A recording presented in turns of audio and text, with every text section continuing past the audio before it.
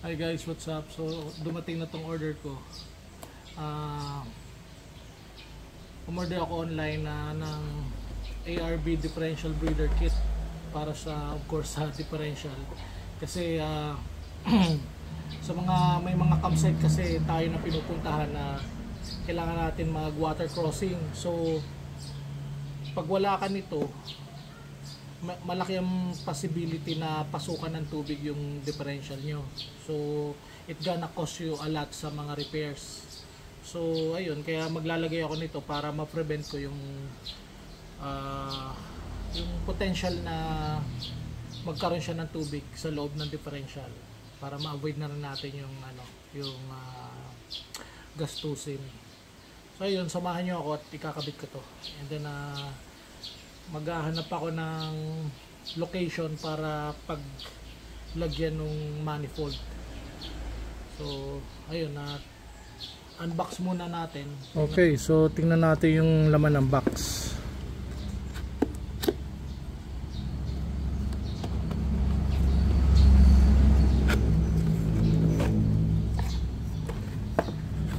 So meron siyang user manual, and then meron siyang hose, and then meron siyang hardware, mga fitting, tapping screw, tapos may kasama siyang zip tie, and then ito naman yung ano niya, yung manifold niya. So it's ARB. Ito yung ano niya, yung filter, tapos ito yung manifold. So ayun, naman explanatory. So doon sa ibang gusto magkabit, basahin nyo na yung manual. Pero ayun, kung mamimili lang kayo kung anong gagamitin nyo ditong butas, and then kung hindi nyo naman gagamitin yung ibang butas, so takpan nyo na lang nung screw nila dito, yung may plug sila ditong kasama. Ayun, tapos tingnan natin yung filter nya. Ayun guys, ingatan yung mabagsak to, kasi parang brittle yung ano nya, yung filter. So ito yung filter nya, ayan, parang gold. So ayan, balik nyo lang dyan, and then ito. Ayan, so ayun lang, yun lang ang laman yan.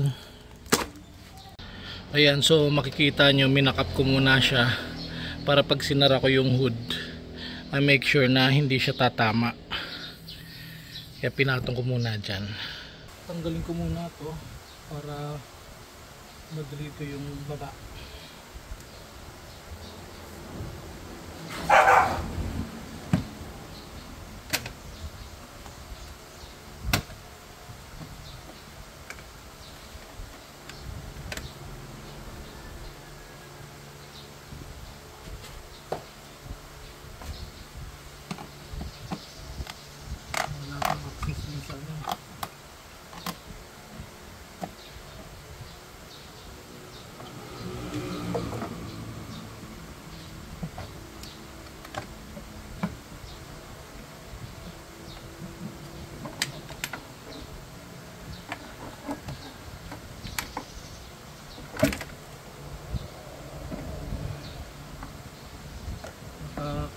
Ano nga pala, okay, and then na filter, kakalinis ko lang actually. So tanggalin na muna ito.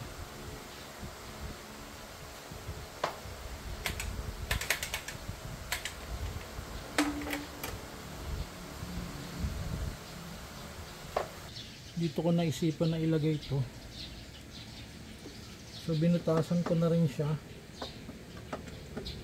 and then screw nyo lang yun. Hindi na ako gumawa ng bracket kasi wala na akong time para doon.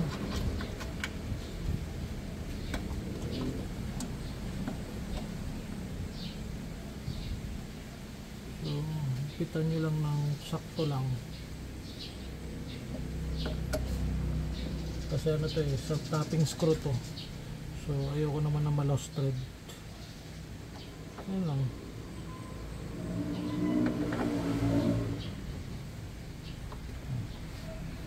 Then saka nyo ilagay yung filter.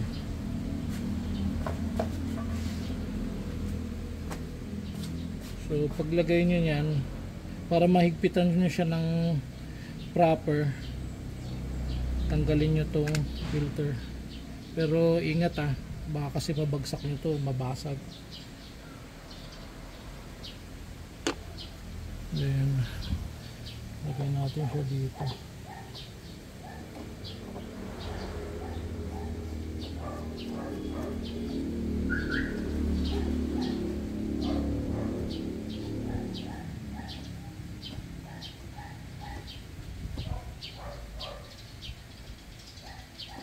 Ang tight lang. Tapos balik yung filter. Tapos ito declip lang to. Ayan, ganun lang siya. Diyan pantay niya para pantay naman yung logo. Okay, so ganyan siya. So ginamitan ko yan ng punch para may guide pag magdodrill kayo dun sa body niya. Ayun. So maglilinya lang ako ng tubing niya. And then that's it, kakabitan ko na.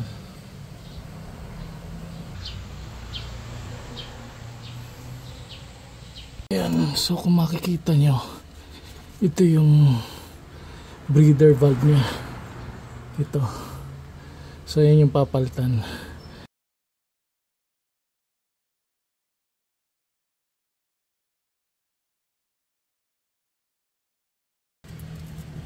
Inisan na natin yung side bago natin tanggalin para hindi pumasok sa butas yung mga debris.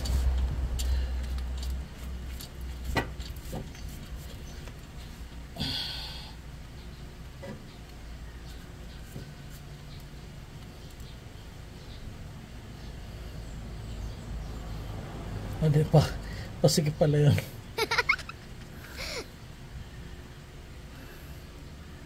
Ayun.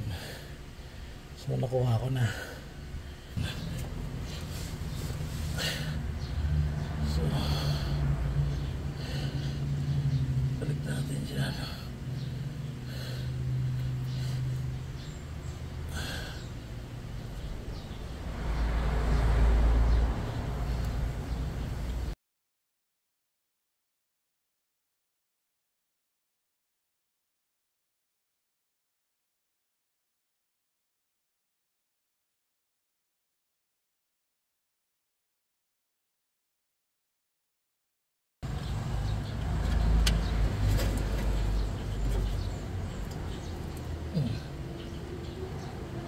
Yan, mahigpit na.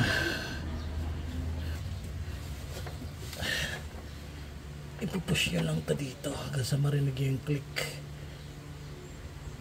Ngayon, yan, hindi na yung mabubunod. O sa lalagyan ko siya ng allowance kasi I'm planning to ipalift ito ng 2 inches in the future. So ipa-follow ko lang yung fuel line or kung yung electrical line dito. Basta iwasan nyo lang na idikit itong hose sa mga katulad yan sa muffler or kung saan may init na spot.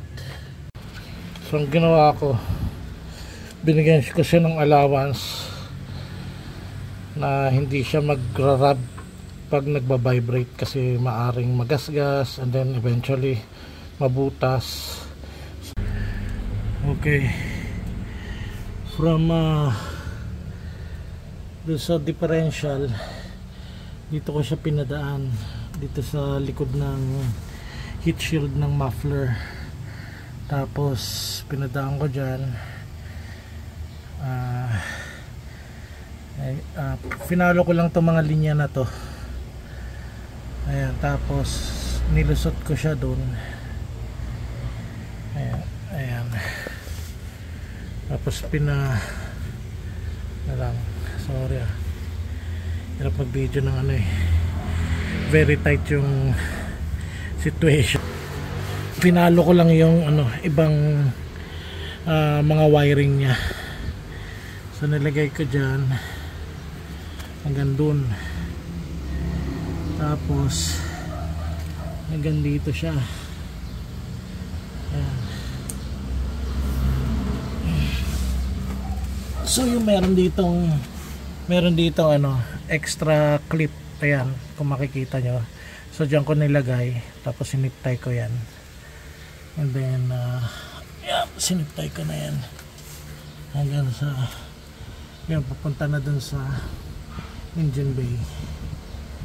So yun, i-avoid nyo na lang yung mga alam yung tatamaan siya ng mga moving parts. So ayun, mga basic lang naman.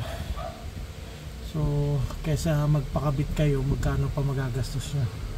Kung kaya nyo namang gawin, kaya na lang gumawa. Ito yung sa engine bay na. So dyan ko siya ni-reroute. Yan sa wire na yan, tapos papunta dito. Okay guys, natapos din. Medyo ginabi na ako. Kumain pa kasi ako eh. And then ang hirap sa ilalim kasi hindi naman to naka-lift. So medyo masikip yung space.